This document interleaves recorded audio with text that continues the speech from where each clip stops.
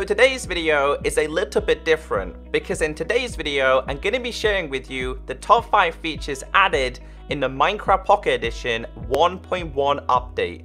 Now at this current point, Android users are the only people who have access to this update, so I'm kind of making this video for the iOS users and the Windows 10 users because 1.1 will be released very soon. Now of course this is based on my opinions because everybody's going to have their own top 5 features. And that's where you guys come in. I want you to leave a comment down below on the top 5 features you think that are the best added in the 1.1 update. And the features I'm sharing with you are absolutely awesome and they have a very big importance in Minecraft Pocket Edition. But let's get into this. And of course, if you do enjoy this and you would like to see more, be sure to thumbs it up because it does support the channel. So some of these features were added later compared to some of the other features, and I'm specifically talking about this little fellow here. Now, for the normal Minecraft player, to me, it's just a librarian. However, this guy is not a librarian. This dude is a cartographer. This guy was introduced, I believe, in beta build 3 or 4, and this guy trades treasure maps. Now, the reason why this is a very important guy is because it makes adventuring in Minecraft Pocket Edition extremely more fun. Also, when you're playing survival, you don't have access to commands, so you can't use the /locate command. So the reason why this guy is important is because what he does is he's going to offer us 2 different types of treasure maps. Now this guy, by the way, he wants a lot of paper, he also wants compasses, and he also wants emeralds. He wants a lot of paper, so be prepared to spend a lot of paper. So when we get to here, we've got the introduction of an Ocean Explorer map, which is to find the Guardian Temple, and we also have this one, which is to obtain the Woodland Mansion. Now, at this current point on Minecraft Pocket Edition, the Woodland Mansion is extremely hard to find. We're really struggling to find Woodland Mansions close to spawn. So as you guys can see here, that little hut there is a Woodland Mansion, and I kind of want to briefly explain to you how they do work. So on the bottom left of the map, you can see we have a little white dot. Now you can see on this map, the little white dot is extremely small. However, on this one, I'm a lot bigger, which means I'm a lot closer. So how this works is when when the white dot gets bigger, it means you're getting closer to the location. Now the reason why these are fantastic is because they're going to save you so much time when it comes to finding a Woodland Mansion or Guardian Temple. It means if you're trying to find a Guardian Temple, you're not going to spend hours exploring oceans to be disappointed. You can just buy one of these and you can go and find exactly what you need. So these have definitely made it into my top 5. I think they're a wonderful feature, and I hope you guys on iOS are really excited to go and explore with them. The next feature I've added in my top 5 has to be the Shulker Box. Now the Shulker Box is another variation of a chest. However, this you can take with you everywhere and you can actually keep your loot inside the chest. And I'm going to teach you exactly how it works. So the reason why these are a fantastic feature is because we were teased about these a long time ago where we had the introduction of the Shulker Shell, but we didn't quite have the Shulker Box. Now what I'm going to do here is I'm going to grab myself just an ordinary pickaxe. Let's just grab ourselves a diamond pickaxe. Let me change my game mode /game mode S.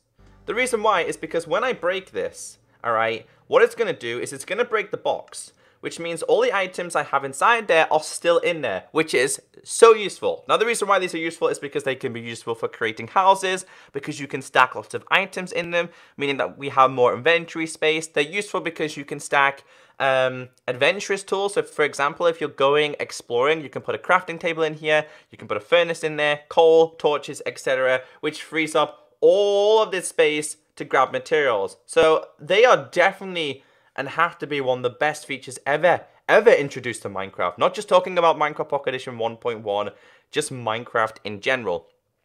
Now the next feature that's really important within Minecraft 1.1 is more than likely my favorite one, and this is new commands. Now these new commands are going to be incredibly useful for realms. If you're a realm owner and you suffer with griefs, cheaters, etc., this is where things are going to change. Now I'm just going to quickly change my game mode here to /game. In fact, you know what? We don't even need to.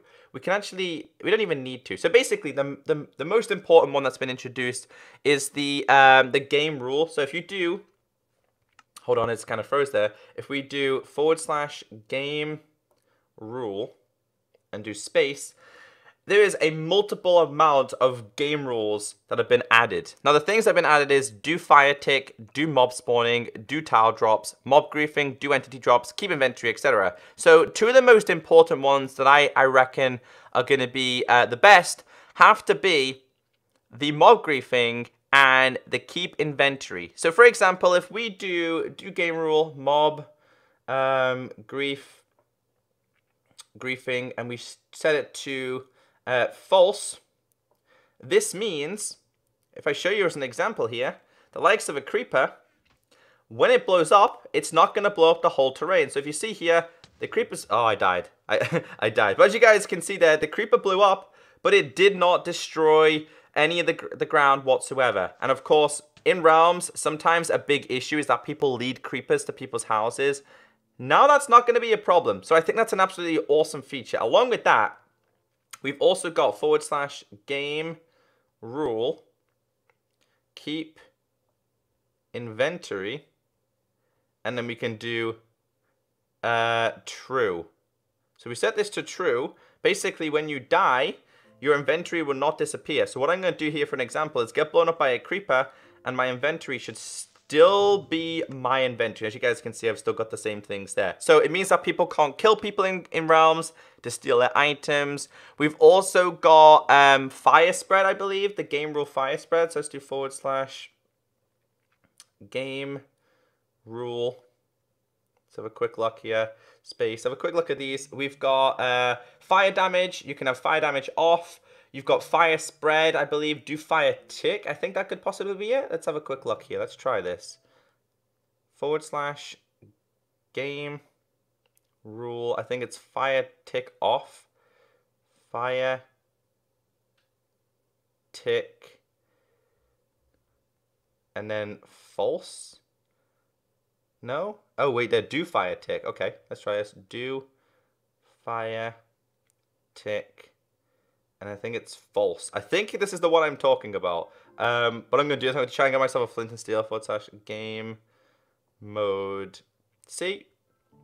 Because one of these stops you from... stops fire from spreading. I think it could possibly be this one. I'm not 100% sure, but there's one of them that stops fire spreading. I think it's this one. Yeah, so as you guys can see there, the fire does not move. It stays in one specific location. So people can't start griefing with fire anymore. Now, the explosion one also works for, I believe, TNT. I think it is TNT, but you can see there, it doesn't move. It just stays burning in one location. So commands, to me, have to be one of the most greatest features introduced in this one that I really, really love. So yeah, that's a pretty cool one. Then the next one's more of a comfort one. The next one is to do with beds. We've had the introduction of new beds, which, by the way, are bouncy, which are fun to bounce on. However, the main importance with the beds is that the rooms are different. So by default, this would be your ordinary Minecraft bedroom with a red bed. We now have different options of beds. Now, I'm going to use the white, the black, the yellow, and the green as an example. So, of course, you can have different variations of beds. And because not everybody likes to have a red bed. I don't know who decided a red bed, but in a white room like this, the black corresponds with the walls very, very well. Now, if all these walls were black, a white bed would correspond very, very well. So the options are there. Apparently, this is the default bed in Minecraft now, the white one. So I think these are a great feature because you can now customize your house to your bed instead of customizing your bed to your house. It makes a lot more sense to do it that way. So I love this feature. I think it's one of the greatest ones introduced, so I had to share that with you. Again, it's only a minor change that makes a huge difference, and sometimes these minor changes are really, really important. So the last one I'm sharing with you, I think you will all agree on this one, the Totem of Undying. So the Totem of Undying is great for two reasons. One, you get a second life, but for two, we now have the offhand. Alright, now this is only accessible via the Totem of Undying or in fact arrows. But the reason why the Totem of Undying is supporting is because we have two ends. The second is because we have a second life. I feel out of all versions of Minecraft, I die a lot more on Pocket Edition because it's a lot harder to control compared to the PC or the console version. So what we're going to do here is I'm going to show you exactly how this works. Now for this to work, you have to have the Totem of Undying in your hand. /game mode, I can't spell, S. So this should kill me. However, it doesn't kill me because it uses the Totem of Undying to give me a second life. So I think that overall is a fantastic feature introduced in Minecraft Pocket Edition. It had to make my top 5, and of course, like I did say guys, it's all down to personal preference, because of course they introduce things such as woodland mansions, they introduce illagers, llamas, the terracotta blocks, concrete adventure mode, iron and gold tools can be smelted, which is another great feature. I just wanted to share this because I thought it'd be pretty awesome for iOS users to kind of have a little bit of an idea of what's going to be happening when 1.1 is officially released. If you did enjoy today's video and you'd like me to go more in depth about this, then be sure to thumbs it up. Have a great day, stay beautiful, and as always, I'll catch you next time. Bye!